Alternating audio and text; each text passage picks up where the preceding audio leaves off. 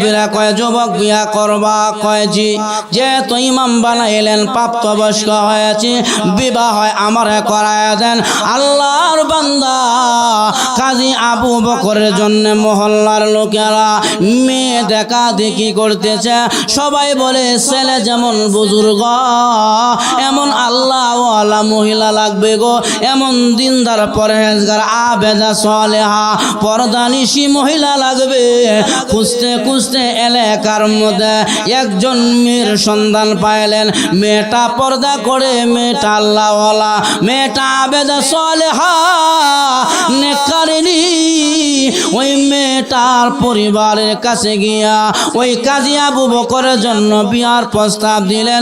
মেয়ের পরিবারের লোকেরা গো, আমাদের ইমামের জন্য তোমাদের মেয়েটা চয়েস করলাম, যদি রাজি হও বিয়েতে তাহলে আমরা আলাপ করে দেখতে পারি।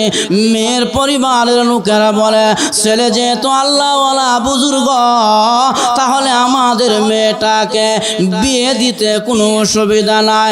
এবং দুই পক্ষের পরামর্শ ক্রমে ওই ছেলে মেয়ে দুজনের বিবাহ হয়ে গেল।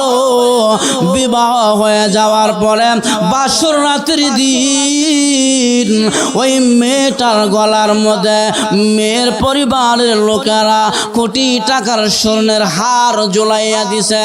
একটা স্বর্ণের হার ওই মেয়েটার গলে পরাইয়া দিলেন। হারটা পরিয়া মেয়েটা নতুন বিয়া হয়েছে, স্বামীর কাছে আসছে।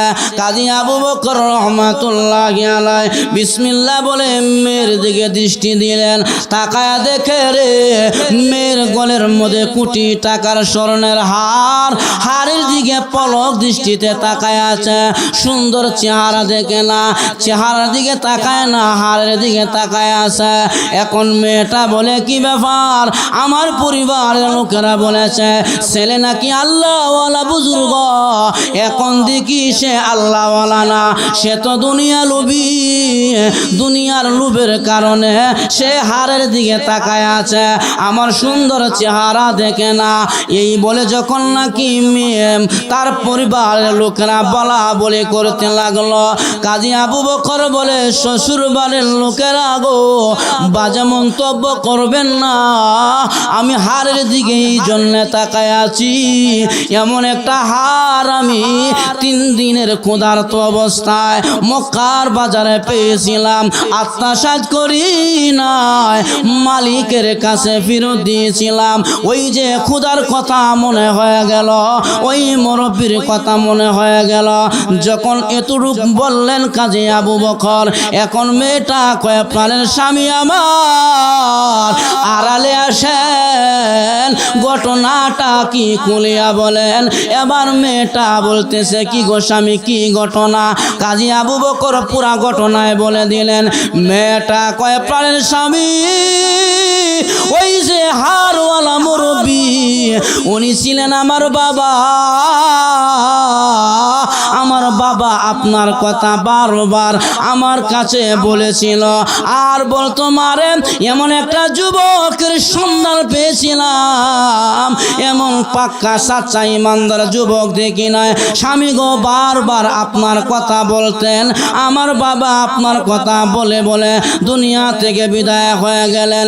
এখন কাজী আবু বকর বলে আল্লাহ, আমি ক্ষুধার্ত অবস্থায় হার পাইলাম, আত্মসাৎ করি নাই, ইমান আর আমানতদারের খাতিরে মালিকের কাছে ফিরাইয়া দিলাম। আজকে কিছুদিনের মাথায় তুমি আল্লাহ আমাকে হারের মালিক বানাইলা, সাথে সাথে নেককার সুন্দরী একটা মেয়ের মালিক আমারে বানাইয়া দিলা। এজন্য আমার ভাইয়েরা